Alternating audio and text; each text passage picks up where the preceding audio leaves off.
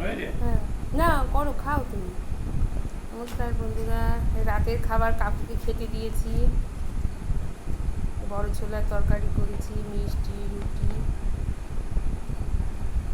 ভাজা মশলা দিয়ে বড় ছোলা আলু দিয়ে তরকারি করেছি, নিরামিষ, শনিবার আজকে।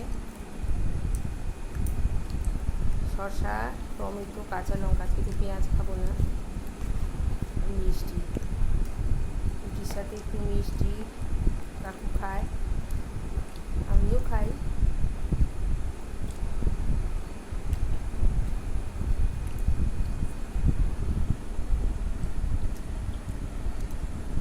ভালো হয়েছে তরকারিটা?